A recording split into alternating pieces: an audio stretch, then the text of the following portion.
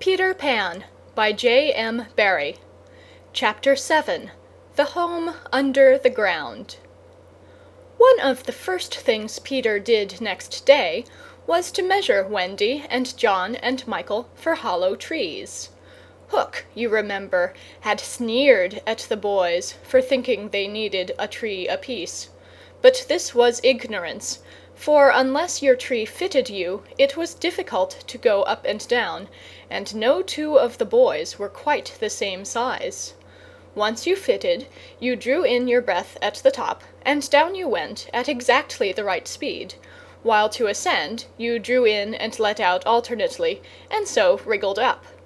Of course, when you have mastered the action, you are able to do these things without thinking of them, and nothing can be more graceful. But you simply must fit, and Peter measures you for your tree as carefully as for a suit of clothes, the only difference being that the clothes are made to fit you, while you have to be made to fit the tree. Usually it is done quite easily, as by your wearing too many garments or too few. But if you are bumpy in awkward places, or the only available tree is an odd shape, Peter does some things to you, and after that you fit. Once you fit, great care must be taken to go on fitting, and this, as Wendy was to discover to her delight, keeps a whole family in perfect condition. Wendy and Michael fitted their trees at the first try, but John had to be altered a little. After a few days' practice, they could go up and down as gaily as buckets in a well. And how ardently they grew to love their home under the ground, especially Wendy. It consisted of one large room, as all houses should do, with a floor in which you could dig if you wanted to go fishing, and in this floor grew stout mushrooms of a charming colour, which were used as stools. A never-tree tried hard to grow in the centre of the room, but every morning they sawed the trunk through level with the floor. By tea-time it was always about 2 feet high, and then they put a door on top of it, the whole thus becoming a table. As soon as they cleared away, they sawed off the trunk again, and thus there was more room to play. There was an enormous fireplace, which was in almost any part of the room where you cared to light it, and across this Wendy stretched strings, made of fibre, from which she suspended her washing. The bed was tilted against the wall by day, and let down at 6:30, when it filled nearly half the room, and all the boys slept in it except Michael, lying like sardines in a tin. There was a strict rule against turning round until one gave the signal, when all turned at once. Michael should have used it also, but Wendy would have a baby, and he was the littlest, and you know what women are, and the short and long of it is that he was hung up in a basket. It was rough and simple, and not unlike what baby bears would have made of an underground house in the same circumstances. But there was one recess in the wall, no larger than a bird-cage, which was the private apartment of Tinker Bell. It could be shut off from the rest of the house by a tiny curtain, which Tink, who was most fastidious, always kept drawn when dressing or undressing. No woman, however large, could have had a more exquisite boudoir and bedchamber combined. The couch, as she always called it, was a genuine Queen Mab with club legs, and she varied the bedspreads according to what fruit blossom was in season. Her mirror was a Puss in Boots, of which there are now only 3 unchipped known to fairy dealers. The washstand was pie crust and reversible, the chest of drawers an authentic Charming the 6th, and the carpet and rugs the best, the early period, of Marjorie and Robin. There was a chandelier from Tiddlywinks for the look of the thing, but of course she lit the residence herself. Tink was very contemptuous of the rest of the house, as indeed was perhaps inevitable, and her chamber, though beautiful, looked rather conceited, having the appearance of a nose permanently turned up. I suppose it was all especially entrancing to Wendy, because those rampageous boys of hers gave her so much to do. Really, there were whole weeks when, except perhaps with a stocking in the evening, she was never above ground. The cooking, I can tell you, kept her nose to the pot, and even if there was nothing in it, even if there was no pot, she had to keep watching that it came a-boil just the same. You never exactly knew whether there would be a real meal or just a make-believe. It all depended upon Peter's whim. He could eat, really eat, if it was part of a game, but he could not stodge just to feel stodgy, which is what most children like better than anything else, the next best thing being to talk about it. Make-believe was so real to him that during a meal of it you could see him getting rounder. Of course it was trying, but you simply had to follow his lead, and if you could prove to him that you were getting loose for your tree, he let you stodge. Wendy's favourite time for sewing and darning was after they had all gone to bed. Then, as she expressed it, she had a breathing time for herself, and she occupied it in making new things for them and putting double pieces on the knees, for they were all most frightfully hard on their knees.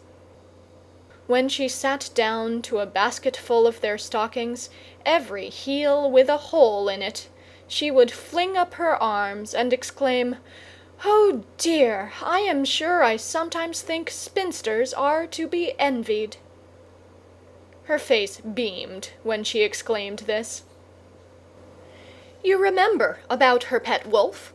Well, it very soon discovered that she had come to the island, and it found her out, and they just ran into each other's arms. After that, it followed her about everywhere. As time wore on, did she think much about the beloved parents she had left behind her? This is a difficult question, because it is quite impossible to say how time does wear on in the Neverland, where it is calculated by moons and suns, and there are ever so many more of them than on the mainland. But I am afraid that Wendy did not really worry about her father and mother. She was absolutely confident that they would always keep the window open for her to fly back by, and this gave her complete ease of mind. What did disturb her at times was that John remembered his parents vaguely only, as people he had once known, while Michael was quite willing to believe that she was really his mother. These things scared her a little, and, nobly anxious to do her duty, she tried to fix the old life in their minds by setting them examination papers on it, as like as possible to the ones she used to do at school. The other boys thought this awfully interesting, and insisted on joining, and they made slates for themselves and sat round the table, writing and thinking hard about the questions she had written on another slate and passed round. They were the most ordinary questions. What was the colour of Mother's eyes? Which was taller, father or mother? Was Mother blonde or brunette? Answer all three questions if possible. A. Write an essay of not less than 40 words on How I Spent My Last Holidays, or The Characters of Father and Mother Compared, only one of these to be attempted. Or 1. Describe Mother's laugh. 2. Describe Father's laugh. 3. Describe Mother's party dress. 4. Describe the kennel and its inmate. They were just everyday questions like these, and when you could not answer them you were told to make a cross, and it was really dreadful what a number of crosses even John made. Of course, the only boy who replied to every question was Slightly, and no one could have been more hopeful of coming out first. But his answers were perfectly ridiculous, and he really came out last, a melancholy thing. Peter did not compete. For one thing, he despised all mothers except Wendy, and for another, he was the only boy on the island who could neither write nor spell, not the smallest word. He was above all that sort of thing. By the way, the questions were all written in the past tense. What was the color of Mother's eyes, and so on. Wendy, you see, had been forgetting too. Adventures, of course, as we shall see, were of daily occurrence. But about this time Peter invented, with Wendy's help, a new game that fascinated him enormously, until he suddenly had no more interest in it, which, as you have been told, was what always happened with his games. It consisted in pretending not to have adventures, in doing the sort of thing John and Michael had been doing all their lives, sitting on stools, flinging balls in the air, pushing each other, going out for walks and coming back without having killed so much as a grizzly. To see Peter doing nothing on a stool was a great sight. He could not help looking solemn at such times. To sit still seemed to him such a comic thing to do. He boasted that he had gone walking for the good of his health. For several sons, these were the most novel of all adventures to him, and John and Michael had to pretend to be delighted also, otherwise he would have treated them severely. He often went out alone, and when he came back you were never absolutely certain whether he had had an adventure or not. He might have forgotten it so completely that he said nothing about it, and then when you went out you found the body. And on the other hand, he might say a great deal about it, and yet you could not find the body. Sometimes he came home with his head bandaged, and then Wendy cooed over him and bathed it in lukewarm water, while he told a dazzling tale. But she was never quite sure, you know. There were, however, many adventures which she knew to be true, because she was in them herself, and there were still more that were at least partly true, for the other boys were in them and said they were wholly true. To describe them all would require a book as large as an English-Latin, Latin-English dictionary, and the most we can do is to give one as a specimen of an average hour on the island. The difficulty is which one to choose. Should we take the brush with the redskins at Slightly Gulch? It was a sanguinary affair, and especially interesting as showing one of Peter's peculiarities, which was that in the middle of a fight he would suddenly change sides. At the Gulch, when victory was still in the balance, sometimes leaning this way and sometimes that, he called out, "I'm Redskin today. What are you, Toodles?" And Toodles answered, "Redskin. What are you, Nibs?" And Nibs said, "Redskin. What are you, Twin?" And so on. And they were all redskins. And of course this would have ended the fight had not the real redskins, fascinated by Peter's methods, agreed to be lost boys for that once. And so at it they all went again, more fiercely than ever. The extraordinary upshot of this adventure was... But we have not decided yet that this is the adventure we are to narrate. Perhaps a better one would be the night attack by the redskins on the house under the ground, when several of them stuck in the hollow trees and had to be pulled out like corks. Or we might tell how Peter saved Tiger Lily's life in the Mermaid's lagoon, and so made her his ally. Or we could tell of that cake the pirates cooked so that the boys might eat it and perish, and how they placed it in one cunning spot after another, but always Wendy snatched it from the hands of her children, so that in time it lost its succulence, and became as hard as a stone, and was used as a missile, and Hook fell over it in the dark. Or suppose we tell of the birds that were Peter's friends, particularly of the Never bird that built in a tree overhanging the lagoon, and how the nest fell into the water, and still the bird sat on her eggs, and Peter gave orders that she was not to be disturbed. That is a pretty story, and the end shows how grateful a bird can be. But if we tell it, we must also tell the whole adventure of the lagoon, which would, of course, be telling 2 adventures rather than just one. A shorter adventure, and quite as exciting, was Tinker Bell's attempt, with the help of some street fairies, to have the sleeping Wendy conveyed on a great floating leaf to the mainland. Fortunately, the leaf gave way, and Wendy woke, thinking it was bath time, and swam back. Or again, we might choose Peter's defiance of the lions, when he drew a circle round him on the ground with an arrow and dared them to cross it, and though he waited for hours, with the other boys and Wendy looking on breathlessly from trees, not one of them dared to accept his challenge. Which of these adventures shall we choose? The best way will be to toss for it. I have tossed, and the lagoon has won.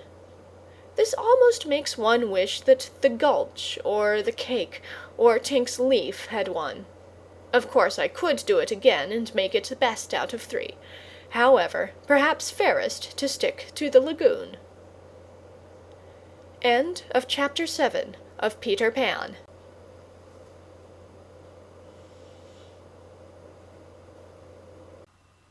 Peter Pan by J.M. Barrie. Chapter 8 The Mermaid's Lagoon.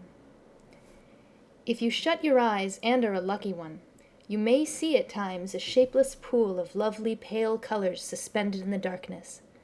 Then if you squeeze your eyes tighter, the pool begins to take shape, and the colors become so vivid that with another squeeze they must go on fire. But just before they go on fire, you see the lagoon. This is the nearest you ever get to it on the mainland, just one heavenly moment. If there could be 2 moments, you might see the surf and hear the mermaids singing. The children often spent long summer days on this lagoon, swimming or floating most of the time, playing the mermaid games in the water and so forth.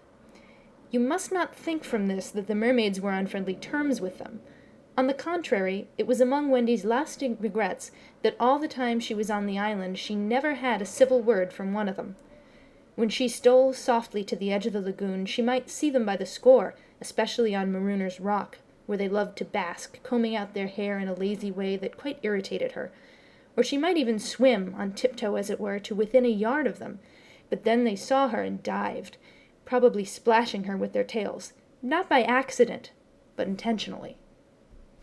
They treated all the boys in the same way, except of course Peter, who chatted with them on Marooner's Rock by the hour, and sat on their tails when they got cheeky. He gave Wendy one of their combs. The most haunting time at which to see them is at the turn of the moon, when they utter strange wailing cries. But the lagoon is dangerous for mortals then, and until the evening of which we now have to tell, Wendy had never seen the lagoon by moonlight. Less from fear, for of course Peter would have accompanied her, than because she had strict rules about everyone being in bed by 7. She was often at the lagoon, however, on sunny days after rain, when the mermaids come up in extraordinary numbers to play with their bubbles. The bubbles of many colors made in the rainbow water they treat as balls, hitting them gaily from one to another with their tails, and trying to keep them in the rainbow until they burst. The goals are at each end of the rainbow, and the keepers only are allowed to use their hands. Sometimes a dozen of these games will be going on in the lagoon at a time, and it is quite a pretty sight. But the moment the children tried to join in, they had to play by themselves, for the mermaids immediately disappeared. Nevertheless, we have proof that they secretly watched the interlopers, and were not above taking an idea from them, for John introduced a new way of hitting the bubble, with the head instead of the hand, and the mermaids adopted it. This is the one mark that John has left on the Neverland. It must also have been rather pretty to see the children resting on a rock for half an hour after their midday meal. Wendy insisted on their doing this, and it had to be a real rest, even though the meal was make-believe. So they lay there in the sun, and their bodies glistened in it, while she sat beside them and looked important. It was one such day, and they were all on Marooner's Rock.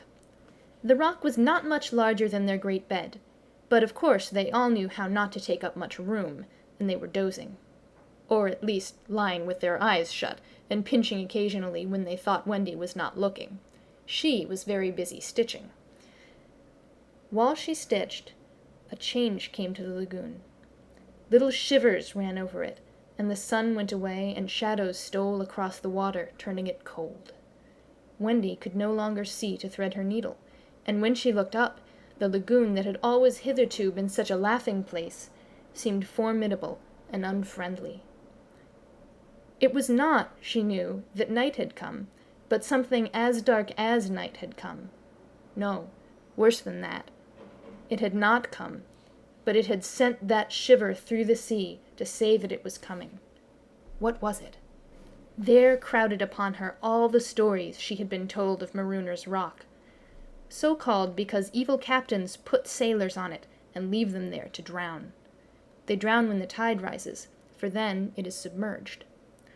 Of course she should have roused the children at once, not merely because of the unknown that was stalking towards them, but because it was no longer good for them to sleep on a rock grown chilly. But she was a young mother, and she did not know this. She thought you simply must stick to your rule about half an hour after the midday meal. So, though fear was upon her and she longed to hear male voices, she would not waken them. Even when she heard the sound of muffled oars, though her heart was in her mouth, she did not waken them. She stood over them to let them have their sleep out. Was it not brave of Wendy? It was well for those boys, then, that there was one among them who could sniff danger even in his sleep. Peter sprang erect, as wide awake at once as a dog, and with one warning cry he roused the others. He stood motionless, one hand to his ear. "Pirates!" he cried. The others came closer to him.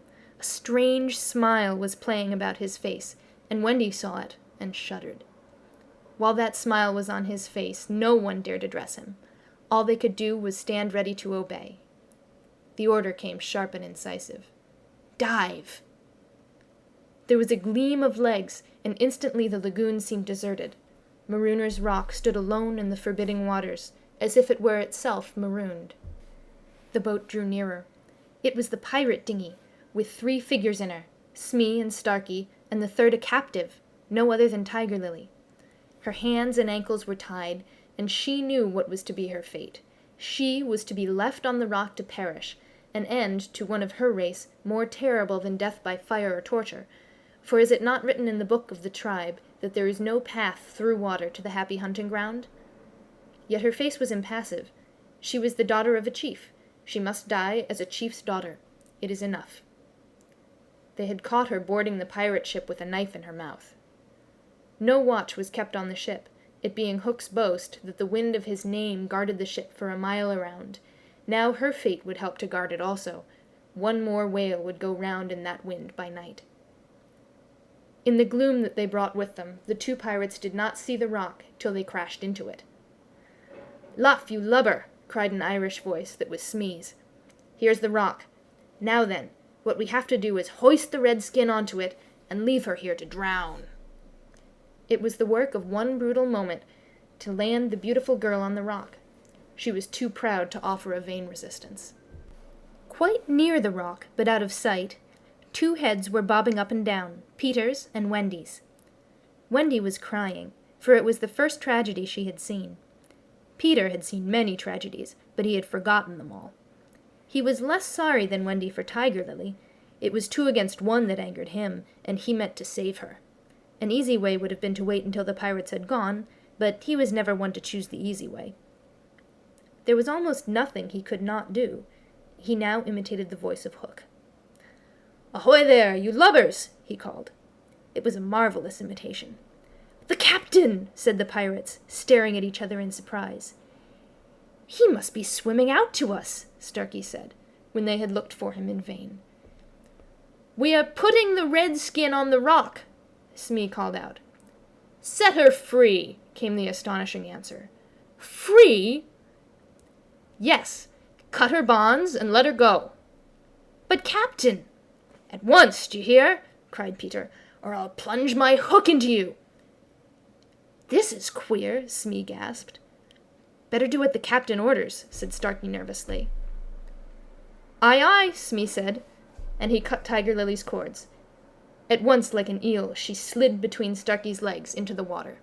Of course, Wendy was very elated over Peter's cleverness, but she knew that he would be elated also, and very likely crow and thus betray himself, so at once her hand went out to cover his mouth. But it was stayed even in the act, for "Boat ahoy!" rang over the lagoon in Hook's voice, and this time it was not Peter who had spoken. Peter may have been about to crow, but his face puckered in a whistle of surprise instead. "Boat ahoy!" again came the voice. Now Wendy understood.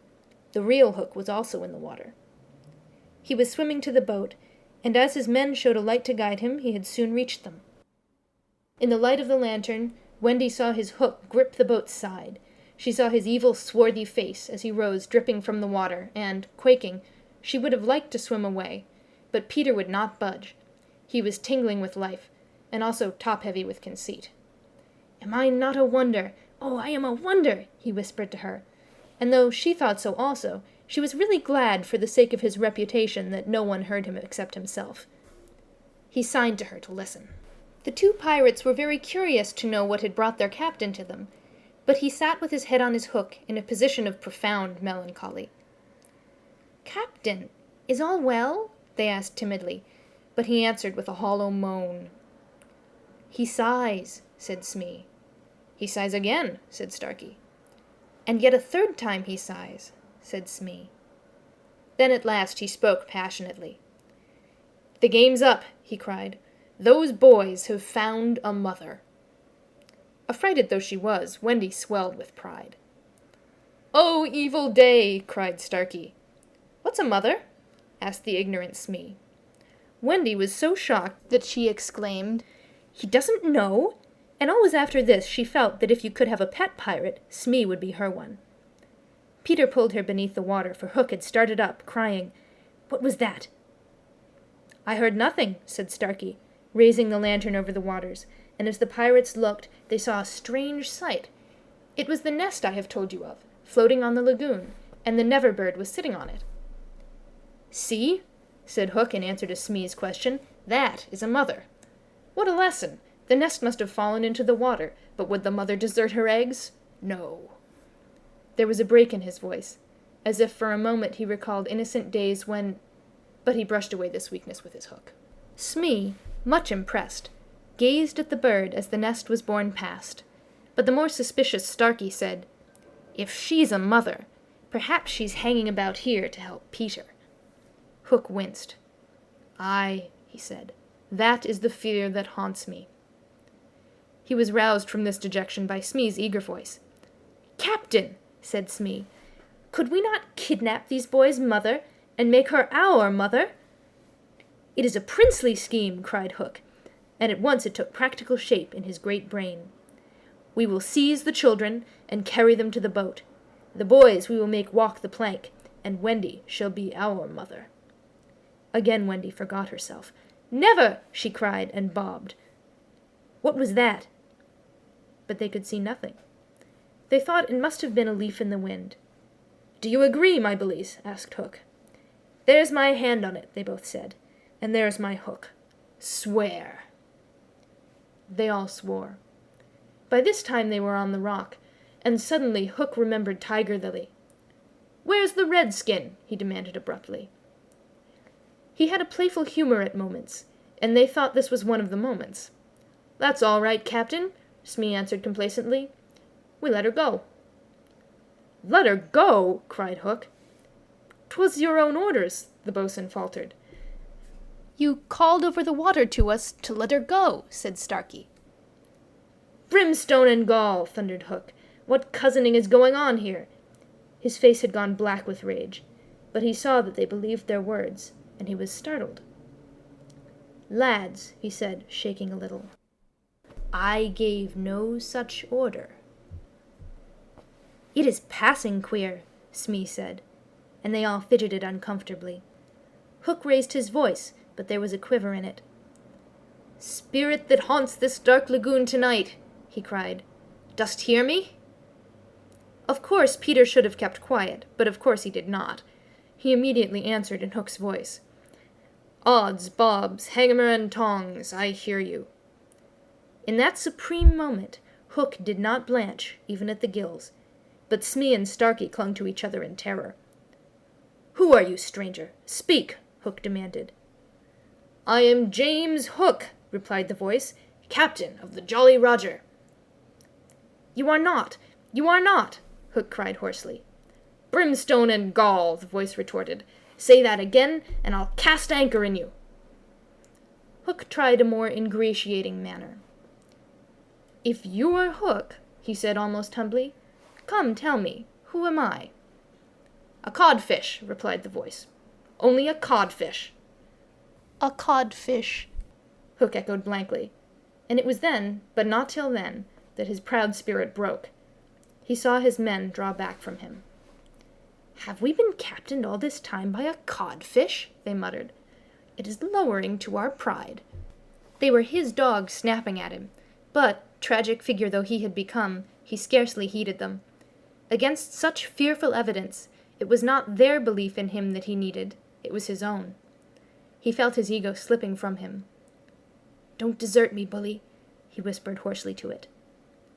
In his dark nature there was a touch of the feminine, as in all the great pirates, and it sometimes gave him intuitions. Suddenly he tried the guessing game. Hook, he called, have you another voice? Now Peter could never resist a game, and he answered blithely in his own voice, I have. And another name? Aye. Vegetable? asked Hook. No. Mineral? No. Animal? Yes. Man? No. This answer rang out scornfully. Boy? Yes. Ordinary boy? No. Wonderful boy? To Wendy's pain, the answer that rang out this time was, yes. Are you in England? No. Are you here? Yes. Hook was completely puzzled. You ask him some questions, he said to the others, wiping his damp brow. Smee reflected. I can't think of a thing, he said regretfully. Can't guess, crowed Peter. Do you give it up? Of course, in his pride, he was carrying the game too far, and the miscreants saw their chance. Yes, they answered eagerly. Well then, he cried, I am Peter Pan. Pan. In a moment, Hook was himself again, and Smee and Starkey were his faithful henchmen. Now we have him, Hook shouted. Into the water, Smee. Starkey, mind the boat. Take him, dead or alive. He leaped as he spoke, and simultaneously came the gay voice of Peter. Are you ready, boys? Aye, from various parts of the lagoon. Then lam into the pirates! The fight was short and sharp. First to draw blood was John, who gallantly climbed into the boat and held Starkey. There was fierce struggle, in which the cutlass was torn from the pirate's grasp. He wriggled overboard, and John leapt after him. The dinghy drifted away. Here and there a head bobbed up in the water, and there was a flash of steel, followed by a cry or a whoop. In the confusion, some struck at their own side. The corkscrew of Smee got Toodles in the fourth rib, but he was himself pinked in turn by Curly. Further up the rock, Starkey was pressing slightly and the twins hard. Where all this time was Peter? He was seeking bigger game. The others were all brave boys, and they must not be blamed for backing from the pirate captain.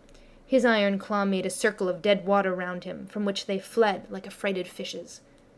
But there was one who did not fear him. There was one prepared to enter that circle. Strangely, it was not in the water that they met. Hook rose to the rock to breathe, and at the same moment Peter scaled it on the opposite side. The rock was slippery as a ball, and they had to crawl rather than climb. Neither knew that the other was coming. Each, feeling for a grip, met the other's arm. In surprise, they raised their heads. Their faces were almost touching. So they met. Some of the greatest heroes have confessed that just before they fell to, they had a sinking. Had it been so with Peter at that moment, I would admit it. After all, he was the only man that the sea cook had feared. But Peter had no sinking. He had one feeling only, gladness, and he gnashed his pretty teeth with joy. Quick as thought, he snatched a knife from Hook's belt and was about to drive it home when he saw that he was higher up the rock than his foe. It would not have been fighting fair. He gave the pirate a hand to help him up. It was then that Hook bit him. Not the pain of this, but its unfairness was what dazed Peter. It made him quite helpless. He could only stare, horrified. Every child is affected thus the first time he is treated unfairly. All he thinks he has a right to when he comes to you to be yours is fairness. After you have been unfair to him, he will love you again, but will never afterwards be quite the same boy. No one ever gets over the first unfairness. No one except Peter. He often met it, but he always forgot it. I suppose that was the real difference between him and all the rest. So when he met it now, it was like the first time, and he could just stare, helpless. Twice the iron hand clawed him. A few moments afterwards, the other boys saw Hook in the water, striking wildly for the ship. No elation on the pestilent face now, only white fear, for the crocodile was in dogged pursuit of him. On ordinary occasions, the boys would have swum alongside cheering, but now they were uneasy, for they had lost both Peter and Wendy, and were scouring the lagoon for them, calling them by name. They found the dinghy and went home in it, shouting, "Peter! Wendy!" as they went, but no answer came, save mocking laughter from the mermaids. They must be swimming back, or flying, the boys concluded. They were not very anxious, because they had such faith in Peter. They chuckled, boylike, because they would be late for bed, and it was all Mother Wendy's fault. When their voices died away, there came cold silence over the lagoon, and then a feeble cry. "Help! Help!" Two small figures were beating against the rock. The girl had fainted and lay on the boy's arm. With a last effort, Peter pulled her up the rock and then lay down beside her. Even as he also fainted, he saw that the water was rising. He knew that they would soon be drowned, but he could do no more. As they lay side by side, a mermaid caught Wendy by the feet and began pulling her softly into the water. Peter, feeling her slip from him, woke with a start and was just in time to draw her back. But he had to tell her the truth. "We're on the rock, Wendy," he said, "but it is growing smaller. Soon the water will be over it." She did not understand even now. "We must go," she said, almost brightly. "Yes," he answered faintly. "Shall we swim or fly, Peter?" He had to tell her. "Do you think you could swim or fly as far as the island, Wendy, without my help?" She had to admit that she was too tired. He moaned. "What is it?" she asked, anxious about him at once. "I can't help you, Wendy. Hook wounded me. I can neither fly nor swim." "Do you mean we shall both be drowned?" "Look how the water's rising." They put their hands over their eyes to shut out the sight. They thought they would soon be no more. As they sat thus, something brushed against Peter as light as a kiss, and stayed there, as if saying timidly, "Can I be of any use?" It was the tail of a kite, which Michael had made some days before. It had torn itself out of his hand and floated away. "Michael's kite," Peter said without interest. But next moment he had seized the tail and was pulling the kite toward him. "It lifted Michael off the ground," he cried. "Why should it not carry you?" "Both of us." "It can't lift two." Michael and Curly tried. "Let us draw lots," Wendy said bravely. "And you a lady? Never." Already he had tied the tail round her. She clung to him. She refused to go without him. But with a "Goodbye, Wendy," he pushed her from the rock, and in a few minutes she was borne out of his sight. Peter was alone on the lagoon. The rock was very small now. Soon it would be submerged. Pale rays of light tiptoed across the waters, and by there was to be heard a sound at once the most musical and the most melancholy in the world, the mermaids calling to the moon. Peter was not quite like other boys, but he was afraid at last. A tremor ran through him, like a shudder passing over the sea. But on the sea one shudder follows another till there are hundreds of them, and Peter felt just the one. Next moment he was standing erect on the rock again, with that smile on his face and a drum beating within him. It was saying, "To die will be an awfully big adventure." End of Chapter 8.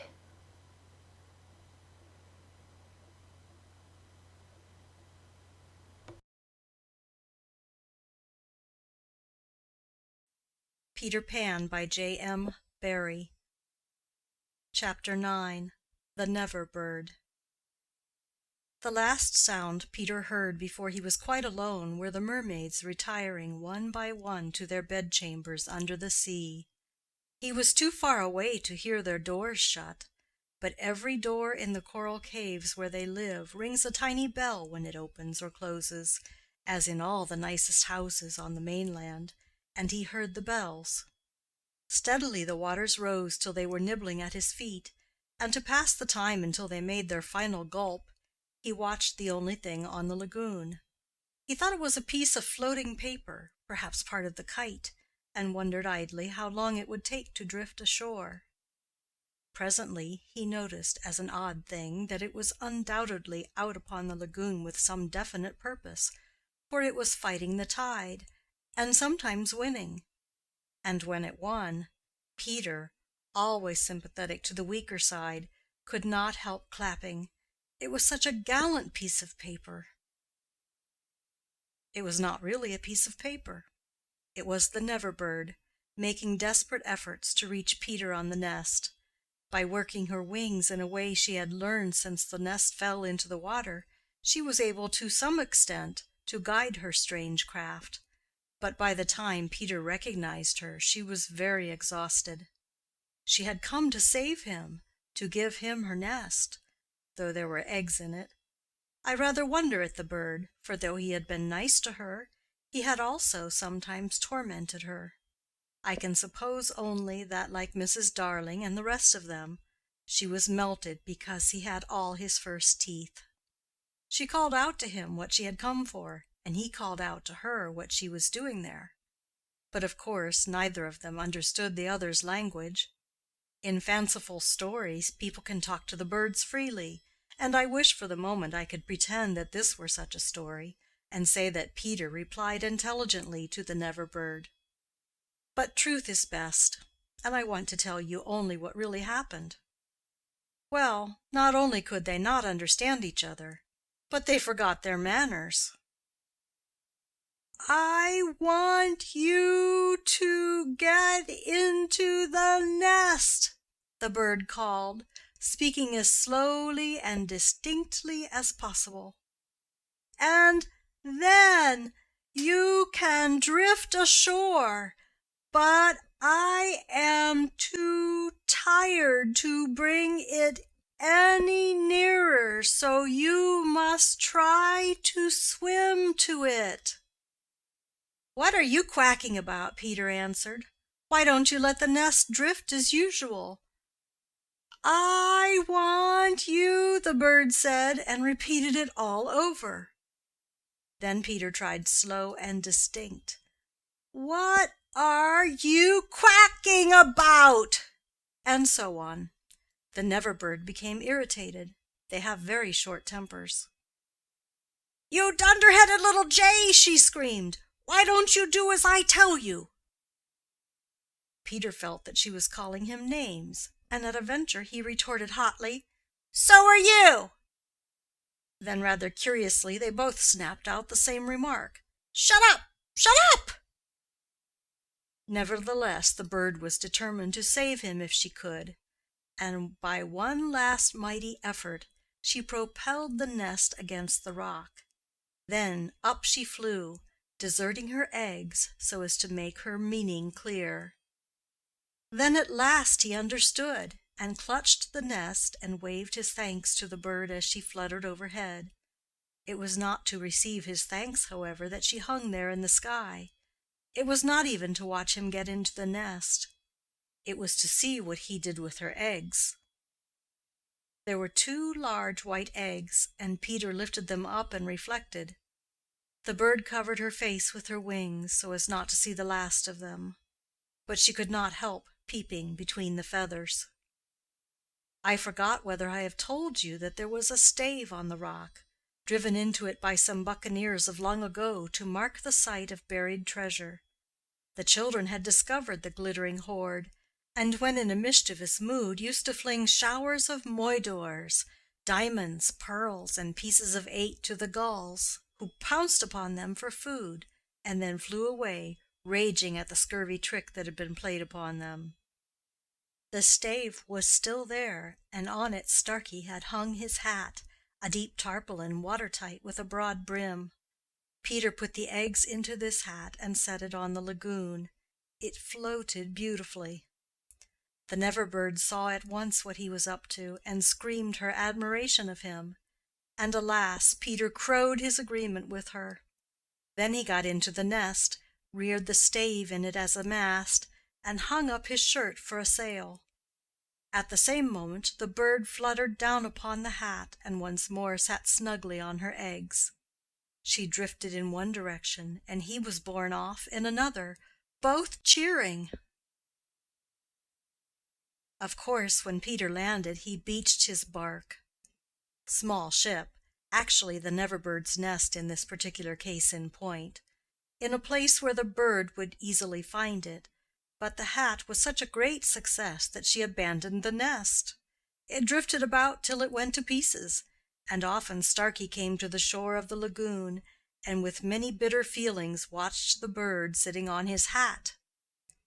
As we shall not see her again, it may be worth mentioning here that all Never-birds now build in that shape of nest, with a broad brim on which the youngsters take an airing. Great were the rejoicings when Peter reached the home under the ground almost as soon as Wendy, who had been carried hither and thither by the kite. Every boy had adventures to tell, but perhaps the biggest adventure of all was that they were several hours late for bed. This so inflated them that they did various dodgy things to get staying up still longer, such as demanding bandages. But Wendy, though glorifying in having them all home again safe and sound, was scandalized by the lateness of the hour, and cried, "To bed, to bed!" in a voice that had to be obeyed. Next day, however, she was awfully tender, and gave out bandages to every one, and they played till bedtime at limping about and carrying their arms in slings. End of chapter 9.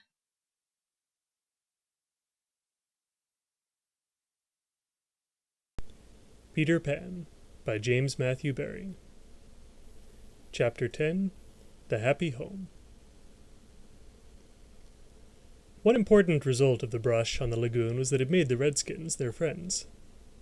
Peter had saved Tiger Lily from a dreadful fate, and now there was nothing she and her braves would not do for him. All night they sat above, keeping watch over the home under the ground and awaiting the big attack by the pirates, which obviously could not be much longer delayed. Even by day they hung about, smoking the pipe of peace and looking almost as if they wanted tidbits to eat. They called Peter the Great White Father, prostrating themselves before him, and he liked this tremendously, so that it was not really good for him. "The Great White Father," he would say to them in a very lordly manner as they grovelled at his feet, "is glad to see the Pickaninny warriors protecting his wigwam from the pirates." "Me Tiger Lily," that lovely creature would reply. "Peter Pan save me, me his very nice friend. Me no let pirates hurt him." She was far too pretty to cringe in this way, but Peter thought it his due, and he would answer condescendingly, "It is good. Peter Pan has spoken." Always when he said, "Peter Pan has spoken," it meant that they must now shut up, and they accepted it humbly in that spirit. But they were by no means so respectful to the other boys, whom they looked upon as just ordinary braves. They said, "How do?" to them, and things like that. And what annoyed the boys was that Peter seemed to think this all right. Secretly, Wendy sympathized with them a little, but she was far too loyal a housewife to listen to any complaints against Father. "Father knows best," she always said, whatever her private opinion must be. Her private opinion was that the Redskins should not call her a squaw. We have now reached the evening that was to be known among them as the Night of Nights, because of its adventures and their upshot. The day, as if quietly gathering its forces, had been almost uneventful, and now the Redskins in their blankets were at their posts above, while, below, the children were having their evening meal, all except Peter, who had gone out to get the time. The way you got the time on the island was to find the crocodile, and then stay near him till the clock struck. The meal happened to be a make-believe tea, and they sat around the board, guzzling in their greed. And really, what with their chatter and recriminations, the noise, as Wendy said, was positively deafening. To be sure, she did not mind noise, but she simply would not have them grabbing things and then excusing themselves by saying that Toodles had pushed their elbow. There was a fixed rule that they must never hit back at meals, but should refer the matter of dispute to Wendy by raising the right arm politely and saying, "I complain of so-and-so." But what usually happened was that they forgot to do this, or did it too much. "Silence!" cried Wendy, when for the 20th time she had told them that they were not all to speak at once. "Is your mug empty, Slightly darling?" "Not quite empty, Mummy," Slightly said, after looking into an imaginary mug. "He hasn't even begun to drink his milk," Nibs interposed. This was telling, and Slightly seized his chance. "I complain of Nibs," he cried promptly. John, however, had held up his hand first. "Well, John?" "May I sit in Peter's chair, as he is not here?" "Sit in Father's chair, John?" Wendy was scandalized. "Certainly not." "He is not really our father," John answered. "He didn't even know how a father does till I showed him." This was grumbling. "We complain of John," cried the twins. Toodles held up his hand. He was so much the humblest of them, indeed, he was the only humble one, that Wendy was specially gentle with him. "I don't suppose," Toodles said diffidently, "that I could be father." "No, Toodles." Once Toodles began, which was not very often, he had a silly way of going on. "As I can't be father," he said heavily, "I don't suppose, Michael, you would let me be baby?" "No, I won't," Michael rapped out. He was already in his basket. "As I can't be baby," Toodles said, getting heavier and heavier and heavier. "Do you think I could be a twin?"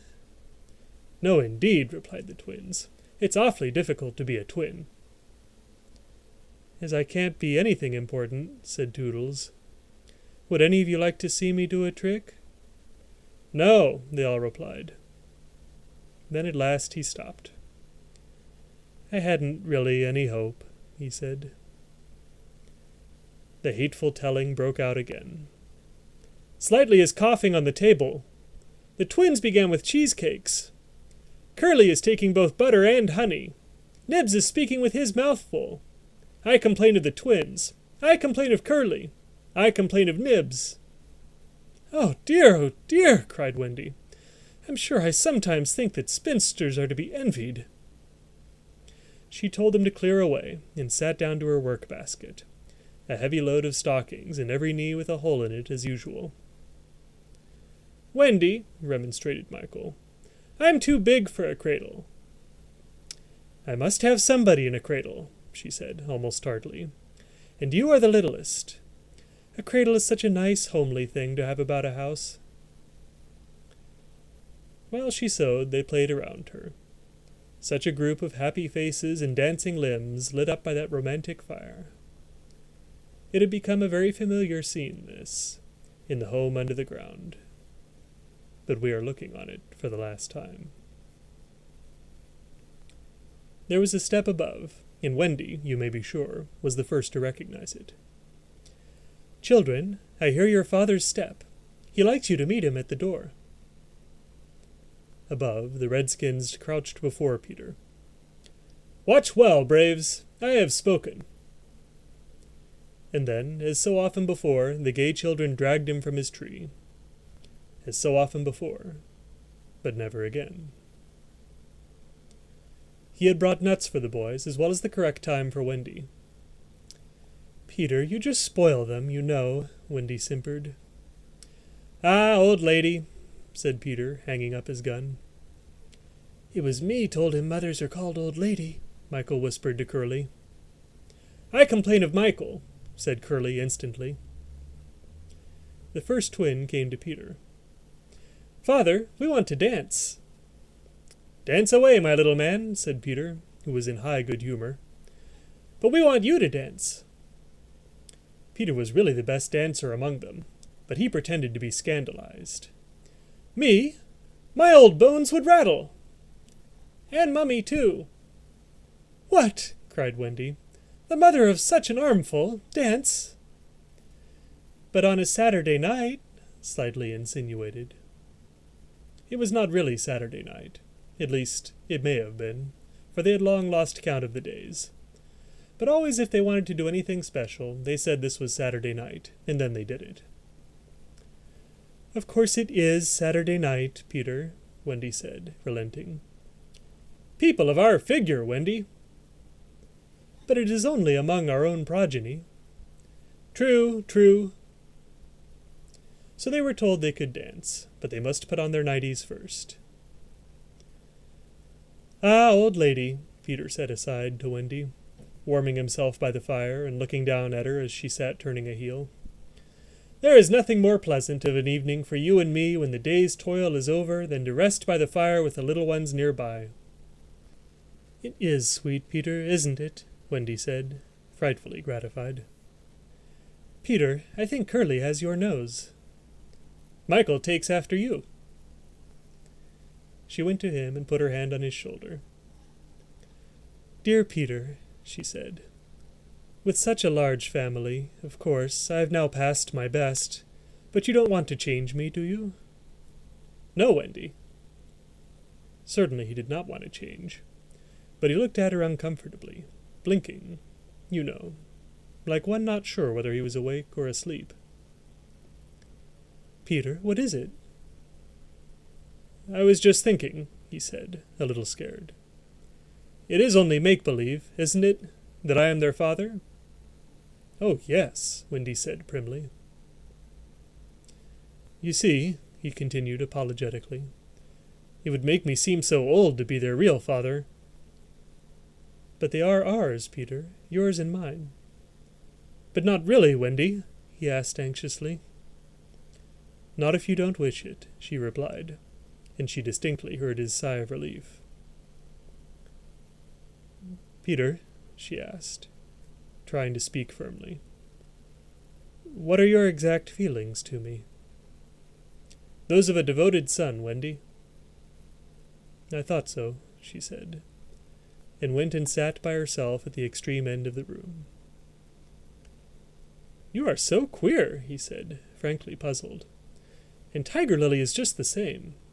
There is something she wants to be to me, but she says it is not my mother." "No, indeed it is not," Wendy replied with frightful emphasis. Now we know why she was prejudiced against the redskins. "Then what is it?" "It isn't for a lady to tell." "Oh, very well," Peter said, a little nettled. "Perhaps Tinker Bell will tell me." "Oh, yes, Tinker Bell will tell you," Wendy retorted scornfully. "She is an abandoned little creature." Here Tink, who was in her bedroom, eavesdropping, squeaked out something impudent. "She says she glories in being abandoned," Peter interpreted. He had a sudden idea. Perhaps Tink wants to be my mother."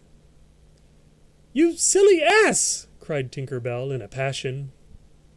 She had said it so often that Wendy needed no translation. "I almost agree with her," Wendy snapped. Fancy Wendy snapping.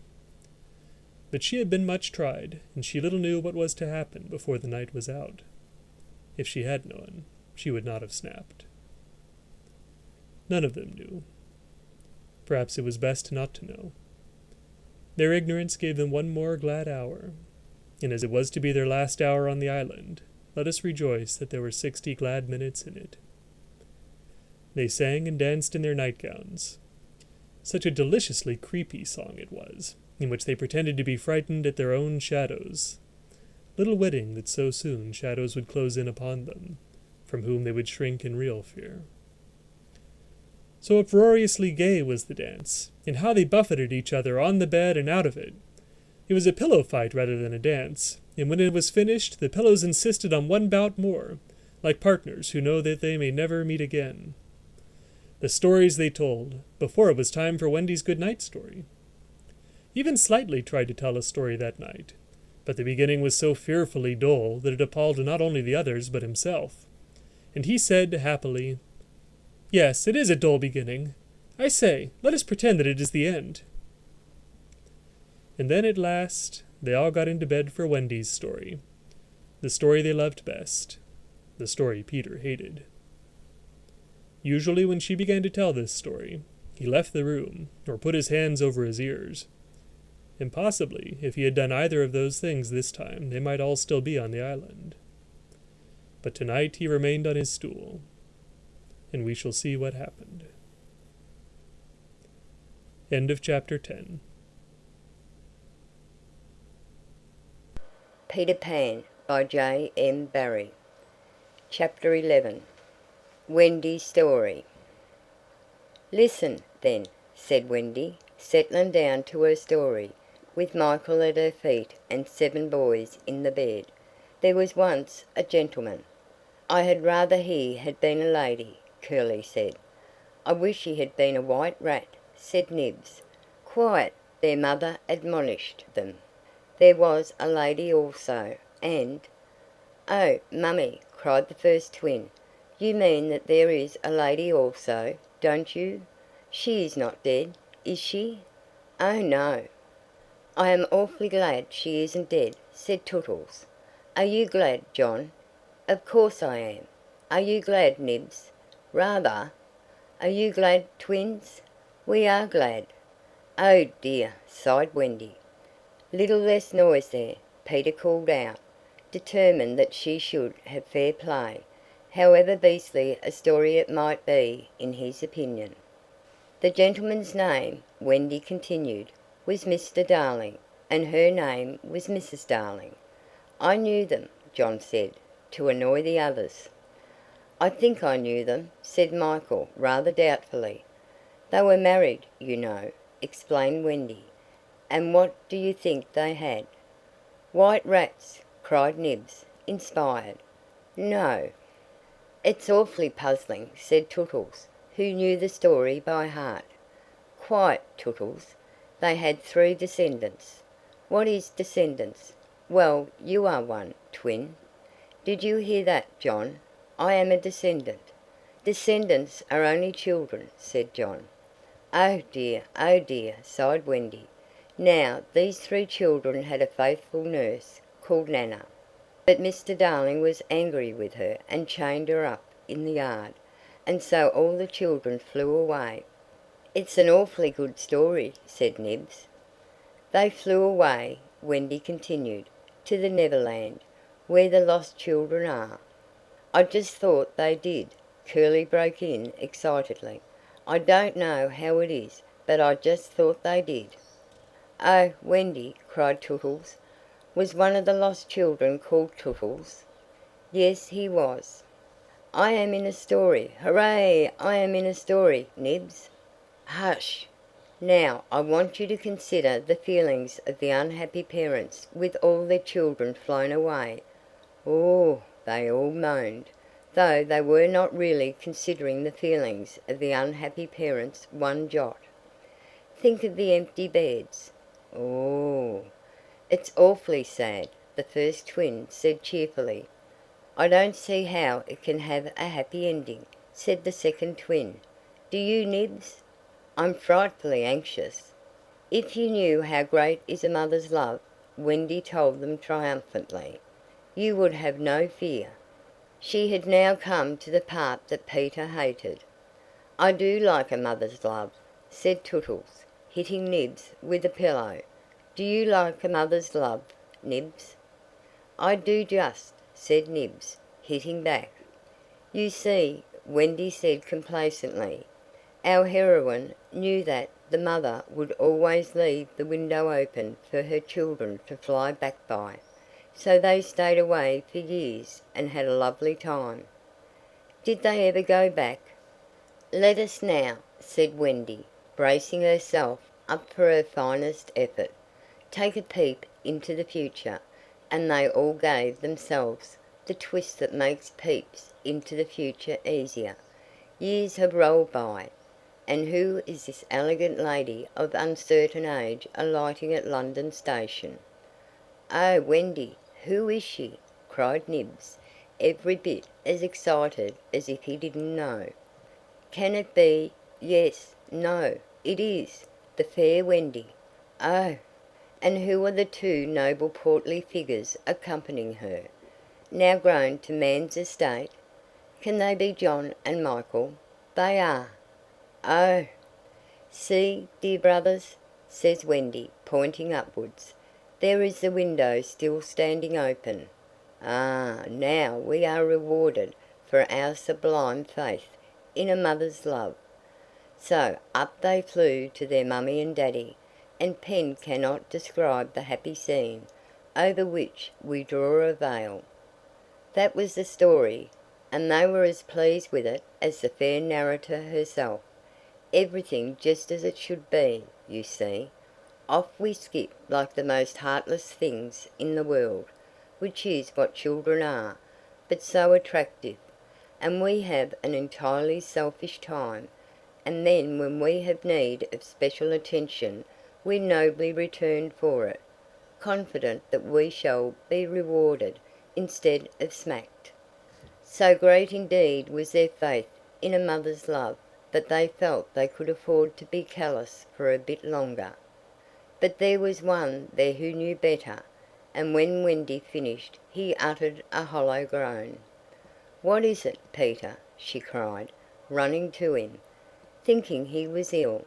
She felt him solicitously, lower down than his chest. "Where is it, Peter?" "It isn't that kind of pain," Peter replied darkly. "Then what kind is it?" "Wendy, you are wrong about mothers." They all gathered round him in a fright, so alarming was his agitation, and with a fine candour he told them what he had hitherto concealed. "Long ago," he said, "I thought like you that my mother would always keep the window open for me, so I stayed away for moons and moons and moons, and then flew back, but the window was barred, for mother had forgotten all about me, and there was another little boy sleeping in my bed." I am not sure that this was true, but Peter thought it was true, and it scared them. "Are you sure mothers are like that?" "Yes." So this was the truth about mothers. The toads! Still it is best to be careful, and no one knows so quickly as a child when he should give in. "Wendy, let us go home," cried Michael and John together. "Yes," she said, clutching them. "Not tonight?" asked the lost boys, bewildered. They knew in what they called their hearts that one can get on quite well without a mother, and that it is only the mothers who think you can't. At once, Wendy replied resolutely, for the horrible thought had come to her. Perhaps mother is in half mourning by this time. This dread made her forgetful of what must be Peter's feelings, and she said to him rather sharply, "Peter, will you make the necessary arrangements?" "If you wish it," he replied, as coolly as if she had asked him to pass the nuts. Not so much as a sorry to lose you between them. If she did not mind the parting, he was going to show her, was Peter, that neither did he. But of course he cared very much, and he was so full of wrath against grown-ups, who, as usual, were spoiling everything, that as soon as he got inside his tree he breathed intentionally quick, short breaths, at the rate of about 5 to a second.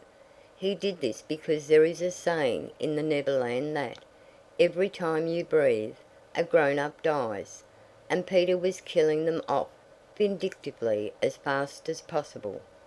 Then, having given the necessary instructions to the redskins, he returned to the home, where an unworthy scene had been enacted in his absence. Panic-stricken at the thought of losing Wendy, the lost boys had advanced upon her threateningly. "It will be worse than before she came," they cried. "We shan't let her go. Let's keep her prisoner. Aye, chain her up." In her extremity an instinct told her to which of them to turn. "Tootles," she cried, "I appeal to you."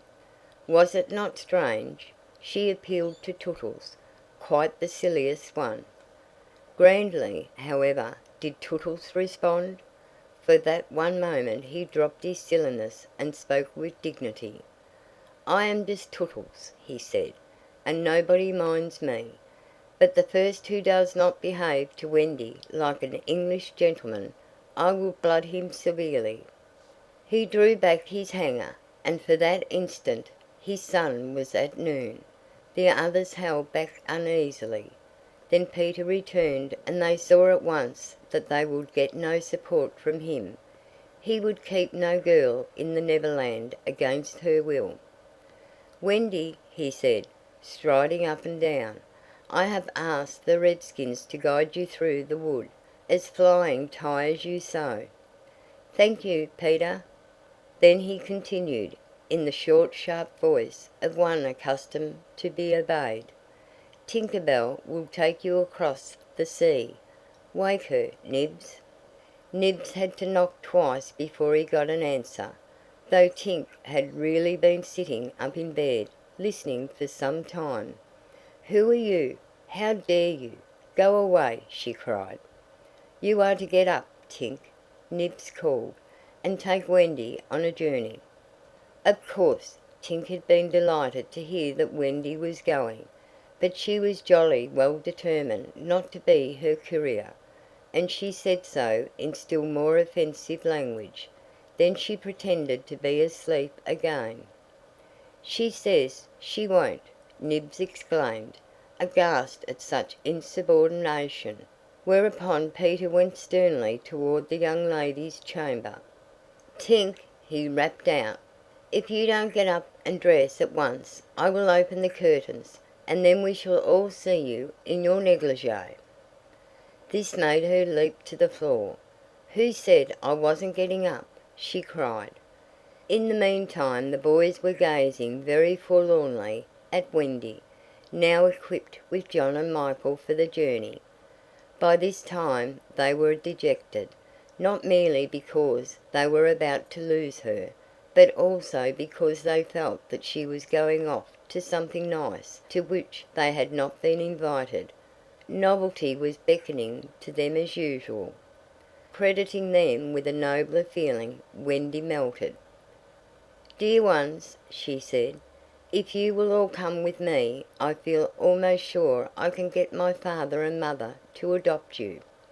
The invitation was meant specially for Peter, but each of the boys was thinking exclusively of himself, and at once they jumped with joy. "But won't they think us rather a handful?" Nibs asked in the middle of his jump. "Oh, no," said Wendy, rapidly thinking it out. "It will only mean having a few beds in the drawing room. They can be hidden behind the screens on first Thursdays." "Peter, can we go?" they all cried imploringly. They took it for granted that if they went he would go also, but really they scarcely cared. Thus children are ever ready, when novelty knocks, to desert their dearest ones. "All right," Peter replied with a bitter smile, and immediately they rushed to get their things. "And now, Peter," Wendy said, thinking she had put everything right, "I am going to give you your medicine before you go." She loved to give them medicine, and undoubtedly gave them too much. Of course it was only water, but it was out of a bottle, and she always shook the bottle and counted the drops, which gave it a certain medicinal quality. On this occasion, however, she did not give Peter his draught, for just as she had prepared it, she saw a look on his face that made her heart sink. "Get your things, Peter," she cried, shaking. "No," he answered, pretending indifference. "I am not going with you, Wendy." "Yes, Peter." "No." To show that her departure would leave him unmoved, he skipped up and down the room, playing gaily on his heartless pipes. She had to run about after him, though it was rather undignified. "To find your mother," she coaxed. Now, if Peter had ever quite had a mother, he no longer missed her. He could do very well without one. He had thought them out, and remembered only their bad points.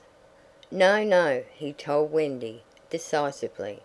"Perhaps she would say I was old, and I just want always to be a little boy and to have fun. But Peter—" "No." And so the others had to be told. "Peter isn't coming." "Peter not coming!" They gazed blankly at him, their sticks over their backs, and on each stick a bundle. Their first thought was that if Peter was not going, he had probably changed his mind about letting them go. But he was far too proud for that. "If you find your mothers," he said darkly, "I hope you will like them." The awful cynicism of this made an uncomfortable impression, and most of them began to look rather doubtful. After all, their faces said, were they not noodles to want to go? "Now then," cried Peter, "no fuss, no blubbering. Good-bye, Wendy." And he held out his hand cheeringly, quite as if they must really go now, for he had something important to do. She had to take his hand, and there was no indication that he would prefer a thimble. "You will remember about changing your flannels, Peter," she said, lingering over him. She was always so particular about their flannels. "Yes." "And you will take your medicine?" "Yes." That seemed to be everything, and an awkward pause followed. Peter, however, was not the kind that breaks down before other people.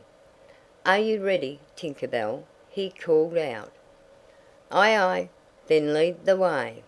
Tink darted up the nearest tree, but no one followed her, for it was at this moment that the pirates made their dreadful attack upon the Redskins. Above, where all had been so still, the air was rent with shrieks and the clash of steel. Below there was dead silence. Mouths opened and remained open. Wendy fell on her knees, but her arms were extended toward Peter. All arms were extended to him, as if suddenly blown in his direction. They were beseeching him mutely not to desert them. As for Peter, he seized his sword, the same he thought he had slain Barbecue with, and the lust of battle was in his eye. End of chapter 11.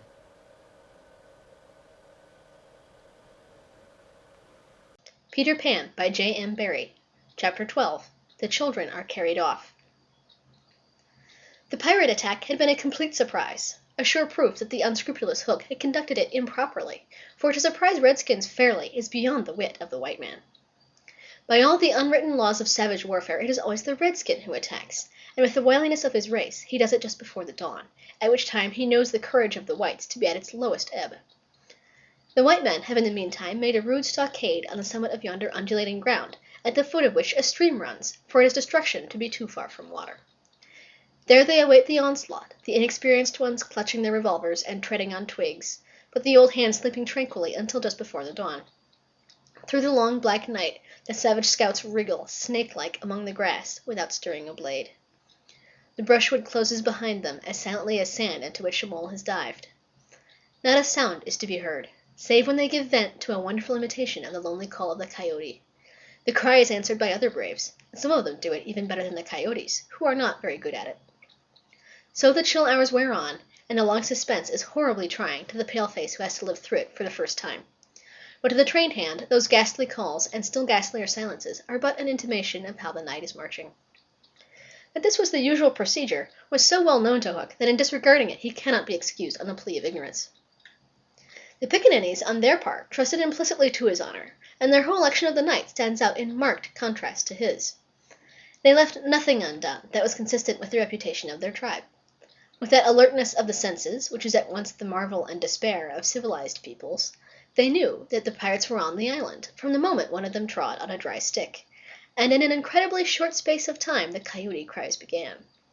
Every foot of ground between the spot where Hook had landed his forces and the home under the trees was stealthily examined by braves wearing their moccasins with the heels in front. They found only one hillock with a stream at its base, so that Hook had no choice. Here he must establish himself and wait for just before the dawn. Everything being thus mapped out, with almost diabolical cunning, the main body of the redskins folded their blankets around them, and in the phlegmatic manner that is to them, the pearl of manhood squatted above the children's home, awaiting the cold moment when they should deal pale death. Here, dreaming though wide awake of the exquisite tortures to which they were to put him at break of day, those confiding savages were found by the treacherous Hook. From the accounts afterwards supplied by such of the scouts as escaped the carnage, he does not seem even to have paused at the rising ground, though it is certain that in the grey light he must have seen it. No thought of waiting to be attacked appears from first to last to have visited his subtle mind. He would not even hold off till the night was nearly spent. On he pounded, with no policy but to fall to. What could the bewildered scouts do? Masters as they were of every warlike artifice save this one, but trod helplessly after him, exposing themselves fatally to view, while they gave pathetic utterance to the coyote cry. Around the brave Tiger Lily were a dozen of her stoutest warriors, and they suddenly saw the perfidious pirates bearing down upon them. Fell from their eyes, then, the film through which they had looked at victory. No more would they torture at the stake. For them the happy hunting grounds was now. They knew it, but as their father's sons they acquitted themselves. Even then they had time to gather in a phalanx that would have been far hard to break had they risen quickly, but this they were forbidden to do by the traditions of their race. It is written that the noble savage must never express surprise in the presence of the white. Thus, terrible as the sudden appearance of the pirates must have been to them, they remained stationary for a moment, not a muscle moving, as if the foe had come by invitation. Then, indeed, the tradition gallantly upheld, they seized their weapons, and the air was torn with the war-cry. But it was now too late. It is no part of ours to describe what was a massacre rather than a fight. Thus perished many of the flower of the Pickaninny tribe. Not all unavenged did they die, for with Lean Wolf fell Alf Mason, to disturb the Spanish Main no more, and among others who bit the dust were George Scory, Charles Turley, and the Alsatian Fogarty. Turley fell to the tomahawk of the terrible Panther, who ultimately cut a way through the pirates with Tiger Lily and a small remnant of the tribe. To what extent Hook is to blame for his tactics on this occasion is for the historian to decide. Had he waited on the rising ground till the proper hour, he and his men would probably have been butchered, and in judging him it is only fair to take this into account. What he should perhaps have done was to acquaint his opponents that he proposed to follow a new method.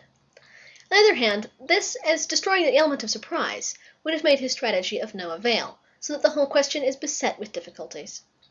One cannot at least withhold a reluctant admiration for the wit that had conceived so bold a scheme, and the fell genius with which it was carried out. What were his own feelings about himself at that triumphant moment? Fain would his dogs have known, as breathing heavily and wiping their cutlasses they gathered at a discreet distance from his hook, and squinted through their ferret eyes at this extraordinary man. Elation must have been in his heart, but his face did not reflect it. Ever a dark and solitary enigma, he stood aloof from his followers in spirit as in substance. The night's work was not yet over. For it was not the redskins he had come out to destroy.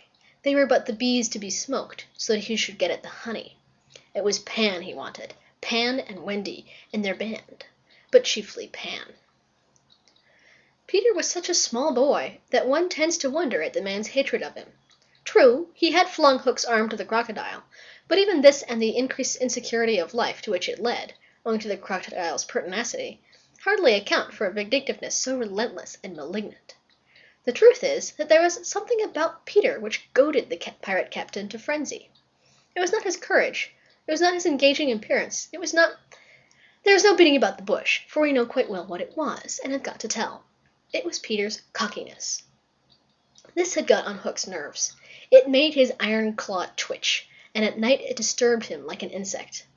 While Peter lived, the tortured man felt that he was a lion in a cage into which a sparrow had come. The question now was how to get down the trees, or how to get his dogs down. He ran his greedy eyes over them, searching for the thinnest ones.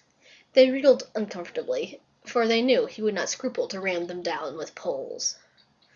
In the meantime, what of the boys? We have seen them at the first clang of the weapons, turned as it were into stone figures, open-mouthed, all appealing with outstretched arms to Peter, and we return to them as their mouths close and their arms fall to their sides. The pandemonium above has ceased almost as suddenly as it arose, passed like a fierce gust of wind, but they know that in the passing it has determined their fate. Which side had won? The pirates, listening avidly at the mouths of the trees, heard the question put by every boy, and alas, they also heard Peter's answer. "If the redskins have won," he said, "they'll beat the tom-tom. It is always their sign of victory." Now Smee had found the tom-tom, and was at that moment sitting on it. "You will never hear the tom-tom again," he muttered, but inaudibly, of course, for strict silence had been enjoined. To his amazement, Hook signed him to beat the tom-tom, and slowly there came to Smee an understanding of the dreadful wickedness of the order. Never, probably, had this simple man admired Hook so much. Twice Smee beat upon the instrument, and then stopped to listen gleefully. "The tom-tom!" miscreants heard Peter cry. "An Indian victory!" The doomed children answered with a cheer that was music to the black hearts above, and almost immediately they repeated their goodbyes to Peter. This puzzled the pirates, but all their other feelings were swallowed by a base delight that the enemy were about to come up the trees. They smirked at each other and rubbed their hands. Rapidly and silently Hook gave his orders, one man to each tree, and the others to arrange themselves in a line 2 yards apart. End of chapter 12.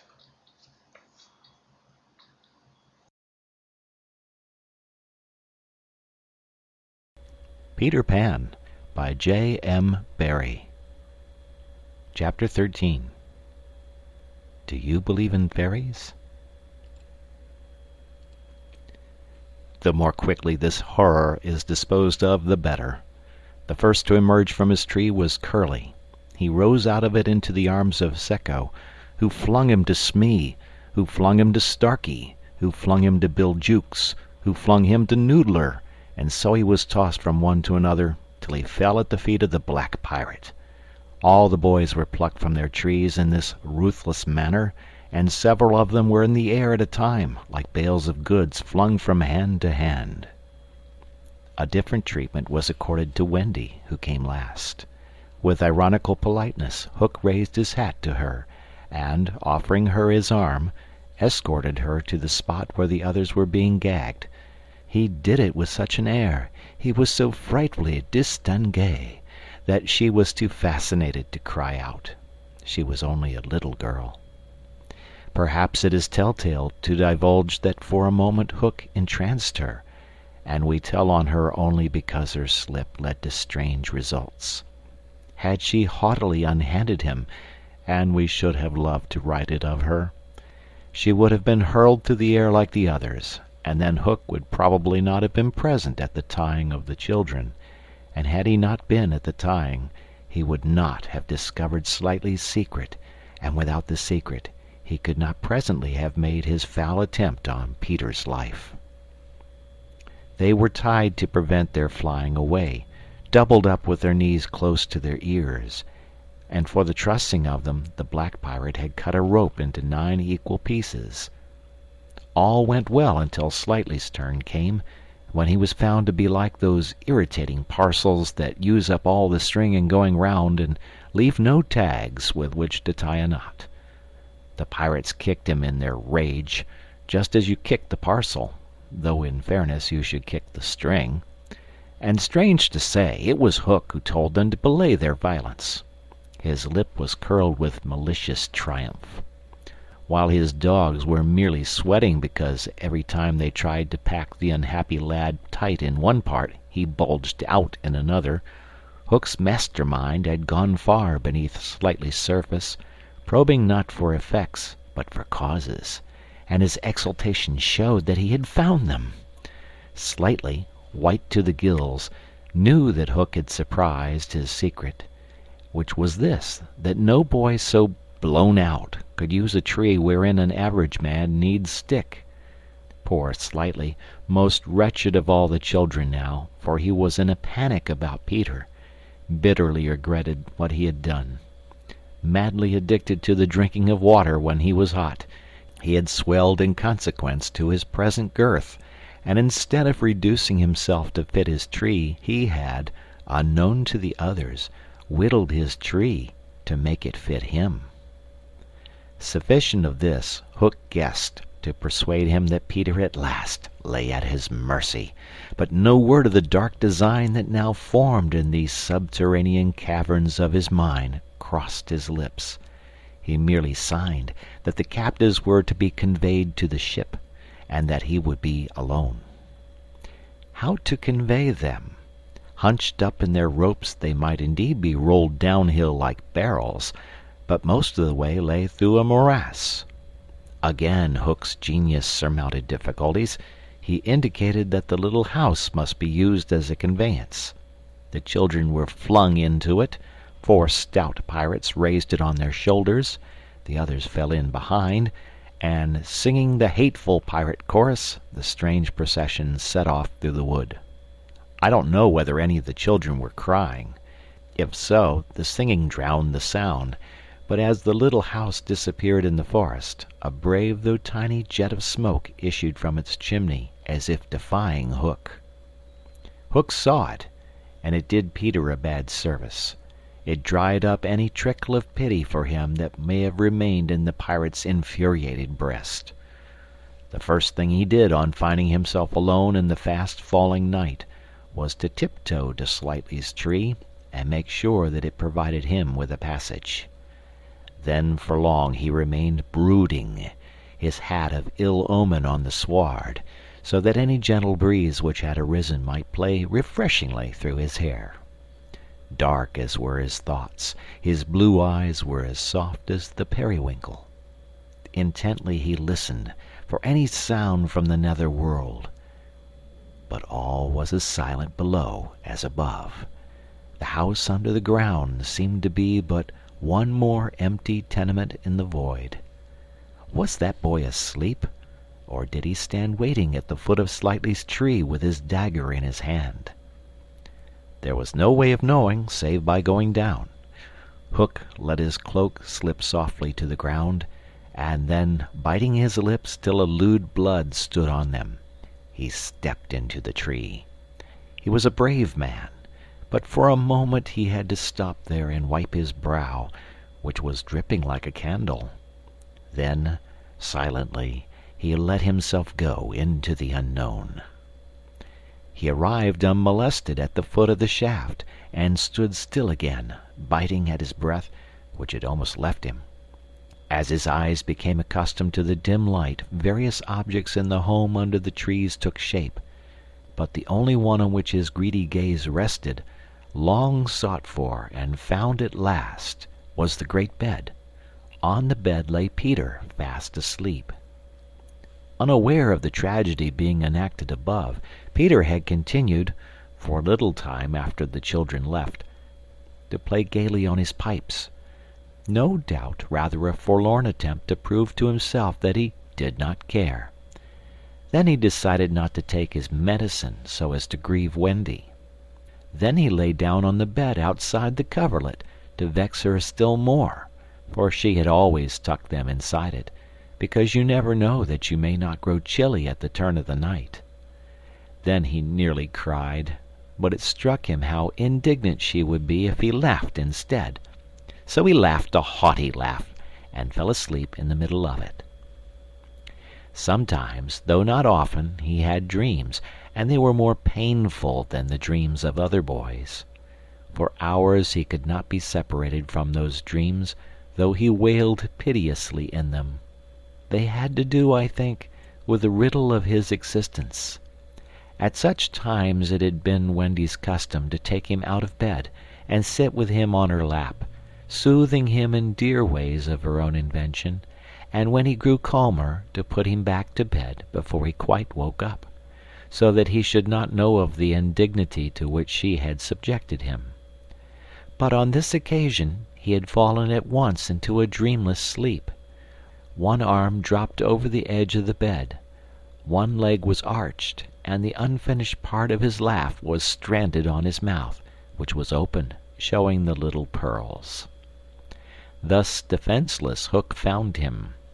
He stood silent at the foot of the tree, looking across the chamber at his enemy. Did no feeling of compassion disturb his somber breast?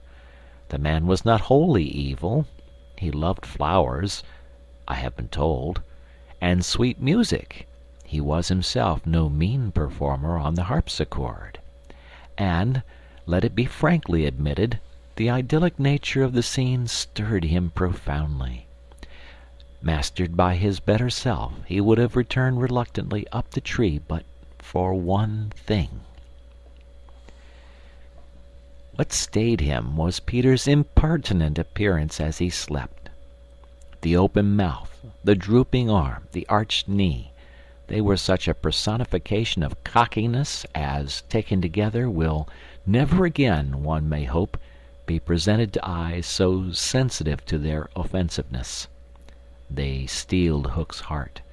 If his rage had broken him into 100 pieces, every one of them would have disregarded the incident and leaped at the sleeper.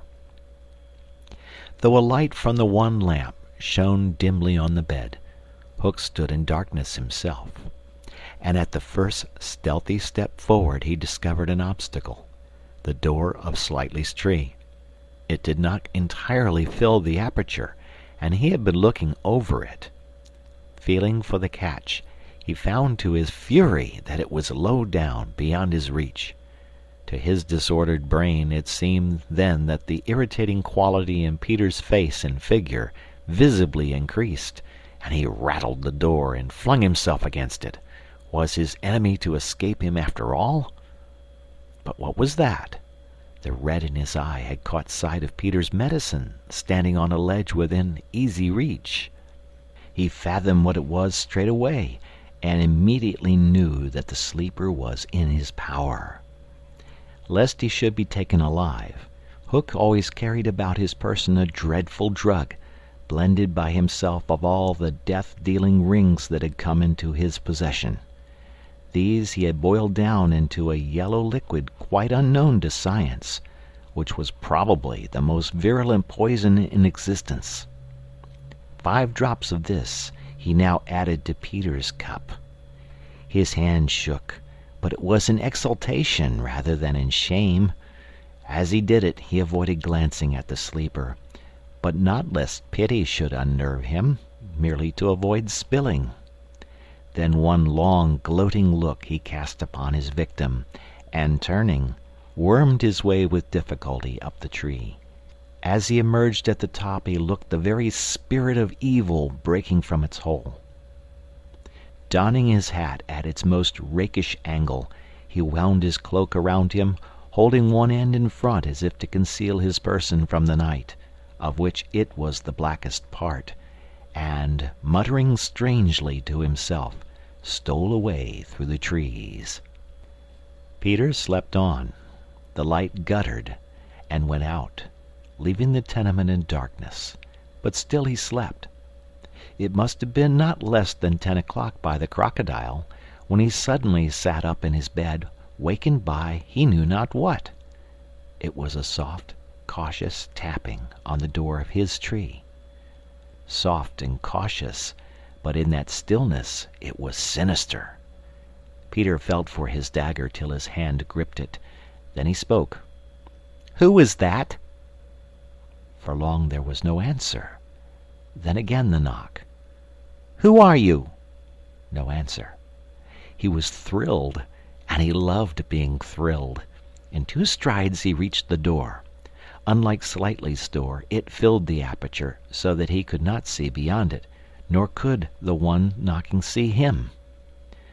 "I won't open unless you speak," Peter cried.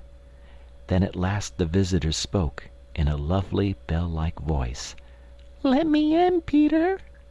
It was Tink, and quickly he unbarred to her. She flew in excitedly, her face flushed, and her dress stained with mud. "What is it?" "Oh, you could never guess," she cried, and offered him 3 guesses. "Out with it!" he shouted, and in one ungrammatical sentence, as long as the ribbons that conjurers pull from their mouths, she told of the capture of Wendy and the boys. Peter's heart bobbed up and down as he listened. Wendy bound, and on the pirate ship, she who loved everything to be just so. "I'll rescue her!" he cried, leaping at his weapons. As he leaped, he thought of something he could do to please her. He could take his medicine. His hand closed on the fatal draught. "No!" shrieked Tinker Bell, who had heard Hook mutter about his deed as he sped through the forest. "Why not?" "It is poisoned." "Poisoned? Who could have poisoned it?" "Hook." "Don't be silly. How could Hook have got down here?"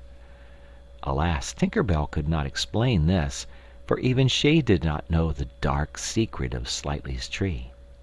Nevertheless, Hook's words had left no room for doubt. The cup was poisoned. "Besides," said Peter, quite believing himself, "I never fell asleep." He raised the cup. No time for words now, time for deeds, and with one of her lightning movements, Tink got between his lips and the draught and drained it to the dregs. "Why, Tink, how dare you drink my medicine?" But she did not answer. Already she was reeling in the air. "What is the matter with you?" cried Peter, suddenly afraid. "It was poisoned, Peter," she told him softly, "and now I am going to be dead." "Oh, Tink, did you drink it to save me?" "Yes." "But why, Tink?" Her wings would scarcely carry her now, but in reply she alighted on his shoulder and gave his nose a loving bite. She whispered in his ear, "You silly ass," and then, tottering to her chamber, lay down on the bed. His head almost filled the 4th wall of her little room as he knelt near her in distress. Every moment her light was growing fainter, and he knew that if it went out she would be no more. She liked his tears so much that she put out her beautiful finger and let them run over it. Her voice was so low that at first he could not make out what she said. Then he made it out. She was saying that she thought she could get well again if children believed in fairies. Peter flung out his arms. There were no children there, and it was night time, but he addressed all who might be dreaming of the Neverland, and who were therefore nearer to him than you think, boys and girls in their nighties, and naked papooses in their baskets hung from trees. "Do you believe?" he cried. Tink sat up in bed almost briskly to listen to her fate. She fancied she heard answers in the affirmative, and then again she wasn't sure. "What do you think?" she asked Peter. "If you believe," he shouted to them, "clap your hands. Don't let Tink die." Many clapped. Some didn't. A few beasts hissed. The clapping stopped suddenly, as if countless mothers had rushed to their nurseries to see what on earth was happening. But already Tink was saved. First her voice grew strong, then she popped out of bed, then she was flashing through the room, more merry and impudent than ever. She never thought of thanking those who believe, but she would have liked to get at the ones who had hissed. "And now to rescue Wendy!" The moon was riding in a cloudy heaven when Peter rose from his tree, begirt with weapons and wearing little else, to set out upon his perilous quest. It was not such a night as he would have chosen. He had hoped to fly, keeping not far from the ground so that nothing unwonted should escape his eyes, but in that fitful light to have flown low would have meant trailing his shadow through the trees, thus disturbing birds and acquainting a watchful foe that he was astir. He regretted now that he had given the birds of the island such strange names that they are very wild and difficult of approach.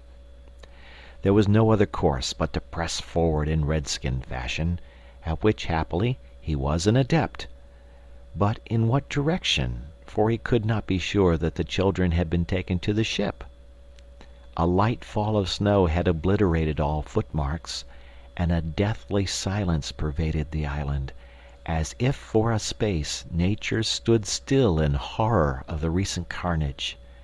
He had taught the children something of the forest lore that he had himself learned from Tiger Lily and Tinker Bell, and knew that in their dire hour they were not likely to forget it.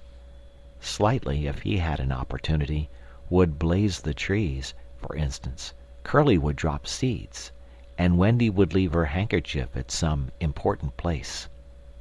The morning was needed to search for such guidance, and he could not wait. The upper world had called him, but would give no help. The crocodile passed him, but not another living thing, not a sound, not a movement, and yet he knew well that sudden death might be at the next tree, or stalking him from behind. He swore this terrible oath, "Hook or me this time." Now he crawled forward like a snake, and again erect, he darted across the space on which the moonlight played, one finger on his lip and his dagger at the ready. He was frightfully happy. End of chapter.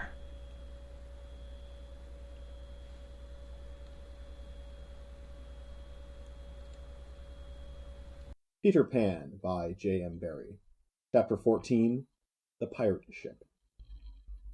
One green light squinting over Kidd's Creek, which is near the mouth of the Pirate River, marked where the brig, the Jolly Roger, lay low in the water. A rakish-looking craft foul to the hull, every beam in her detestable, like ground strewn with mangled feathers. She was the cannibal of the seas, and scarce needed that watchful eye, for she floated immune in the horror of her name. She was wrapped in the blanket of night, through which no sound from her could have reached the shore. There was little sound, and none agreeable save the whir of the ship's sewing machine, at which Smee sat, ever industrious and obliging, the essence of the commonplace, pathetic Smee. I know not why he was so infinitely pathetic, unless it were because he was so pathetically unaware of it. But even strong men had to turn hastily from looking at him, and more than once on summer evenings he had touched the fount of Hook's tears and made it flow. Of this, as of almost everything else, Smee was quite unconscious. A few of the pirates leant over the bulwarks, drinking in the miasma of the night. Others sprawled by barrels over games of dice and cards, and the exhausted four who had carried the little house lay prone on the deck, where even in their sleep they rolled skilfully to this side or that out of Hook's reach, lest he should claw them mechanically in passing. Hook trod the deck in thought. O man unfathomable! It was his hour of triumph. Peter had been removed forever from his path, and all the other boys were in the brig, about to walk the plank. It was his grimmest deed since the days when he had brought barbecue to heel, and knowing as we do how vain a tabernacle is man, could we be surprised had he now paced the deck unsteadily, bellied out by the winds of his success? But there was no elation in his gait, which kept pace with the action of his sombre mind. Hook was profoundly dejected. He was often thus when communing with himself on board ship in the quietude of the night. It was because he was so terribly alone. This inscrutable man never felt more alone than when surrounded by his dogs. They were socially inferior to him. Hook was not his true name.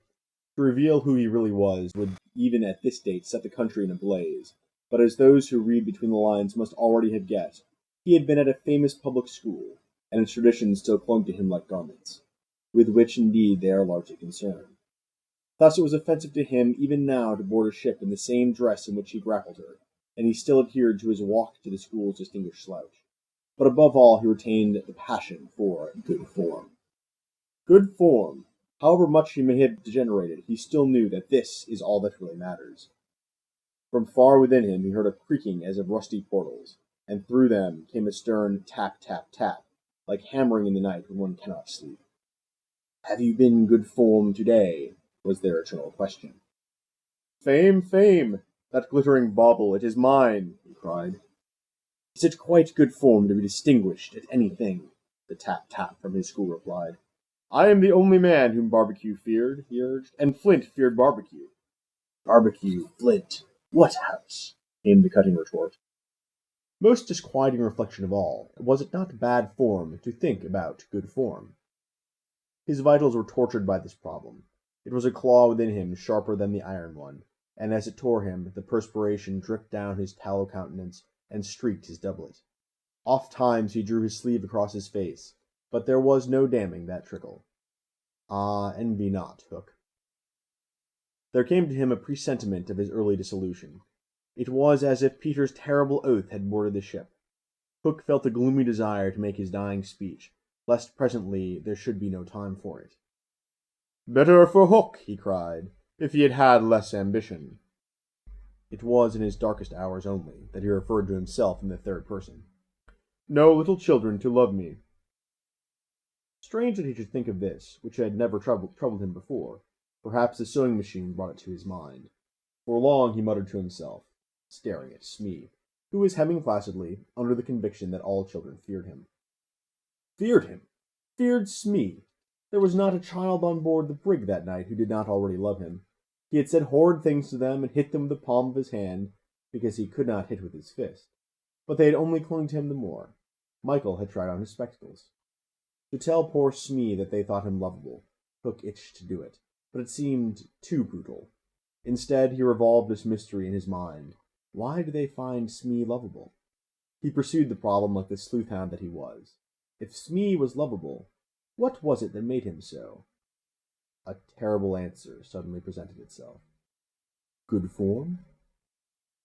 Had the boatswain good form without knowing it, which is the best form of all? He remembered that you have to prove you don't know you have it before you are eligible for pop. With a cry of rage, he raised his iron hand over Smee's head, but he did not take tear. What arrested him was this reflection. To claw a man because he is good form, what would that be? Bad form. The unhappy Hook was as impotent as he was damp, and he fell forward like a cut flower.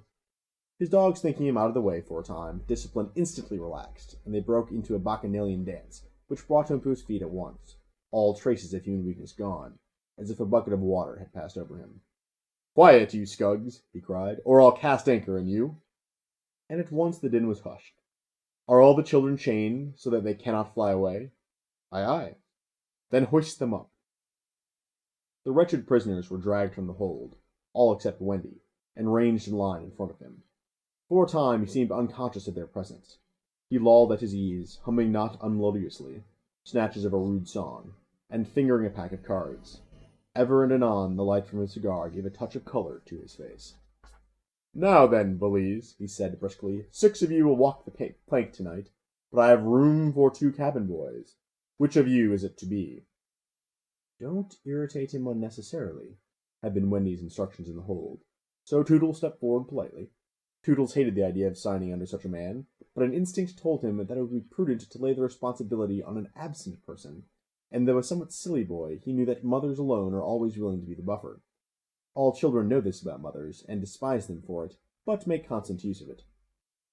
So Toodles explained prudently, "You see, sir, I don't think my mother would like me to be a pirate. Would your mother like you to be a pirate, Slightly?" He winked at Slightly, who said mournfully, "I don't think so," as if he wished things had been otherwise. "Would your mother like you to be a pirate, Twin?" "I don't think so," said the first twin, as clever as the others. "Nibs, would—" "Stow this gab," roared Hook, and the spokesmen were dragged back.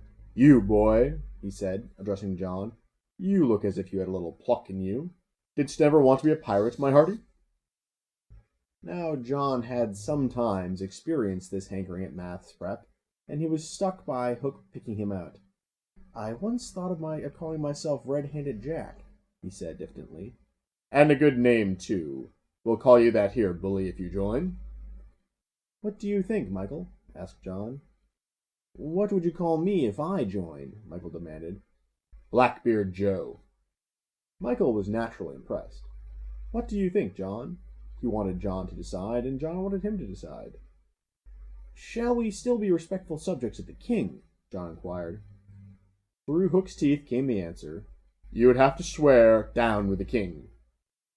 Perhaps John had not behaved very well so far, but he shone out now. "Then I refuse," he cried, banging the barrel in front of Hook. "And I refuse," cried Michael. "Rule Britannia!" squeaked Curly. The infuriated pirates buffeted them in the mouth, and Hook roared out, "That seals your doom. Bring up their mother. Get the plank ready." They were only boys, and they went white as they saw Jukes and Checo preparing the fatal plank. But they tried to look brave when Wendy was brought up. No words of mine can tell you how Wendy despised these pirates. To the boys there was at least some glamour in the pirate calling, but all that she saw was that the ship had not been tidied for years. There was not a porthole in the grimy glass of which you might not have written with your finger, "Dirty Pig," and she had already written it on several. But as the boys gathered round her, she had no thought, of course, save for them. "So, my beauty," said Hook, as if he spoke in syrup, "you are to see your children walk the plank." Fine gentleman though he was, the intensity of his communings had soiled his ruff, and suddenly he knew that she was gazing at it. With a hasty gesture he tried to hide it, but he was too late. "Are they to die?" asked Wendy, with a look of such frightful contempt that he nearly fainted. "They are," he snarled. "Silence all!" he cried gloatingly, "for a mother's last words to her children." At this moment Wendy was grand. "These are my last words, dear boys," she said, firmly.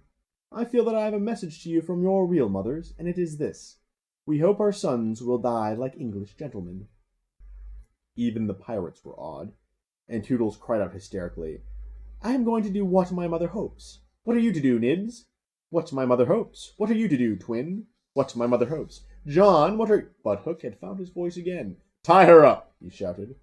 It was Smee who tied her to the mast. "See here, honey," he whispered, "I'll save you if you promise to be my mother." But not even for Smee would she make such a promise. "I would almost rather have no children at all," she said disdainfully. It is sad to know that not a boy was looking at her as Smee tied her to the mast. The eyes of all were on the plank, that last little walk they were about to take. They were no longer able to hope that they would walk it manfully, for the capacity to think had gone from them. They could stare and shiver only. Hook smiled on them with his teeth closed, and took a step toward Wendy. His intention was to turn her face so that she should see the boys walking the plank one by one, but he never reached her. He never heard the cry of anguish he hoped to wring from her. He heard something else instead. It was the terrible tick-tick of the crocodile. They all heard it, pirates, boys, Wendy, and immediately every head was blown in one direction, not to the water whence the sound proceeded, but toward Hook. All knew that what was about to happen concerned him alone, and that from being actors they were suddenly become spectators. Very frightful was it to see the change that came over him. It was as if he had been clipped at every joint. He fell in a little heap. The sound came steadily nearer, and in advance of it came this ghastly thought. The crocodile is about to board the ship. Even the iron claw hung inactive, as if knowing that it was no intrinsic part of the attacking force wanted. Left so fearfully alone, any other man would have lain with his eyes shut where he fell, but the gigantic brain of Hook was still working, and under its guidance he crawled on the knees along the deck, as far from the sound as he could go. The pirates respectfully cleared a passage for him, and it was only when he brought up against the bulwarks that he spoke. "Hide me," he cried hoarsely. They gathered round him, all eyes averted from the thing that was coming aboard. They had no thought of fighting it. It was fate. Only when Hook was hidden from them did curiosity loosen the limbs of the boys, so that they could rush to this ship's side to see the crocodile climbing it. Then they got the strangest surprise of the night of nights, for it was no crocodile that was coming to their aid. It was Peter. He signed them not to give vent to any cry of admiration that might arouse suspicion. Then he went on ticking. End chapter 14.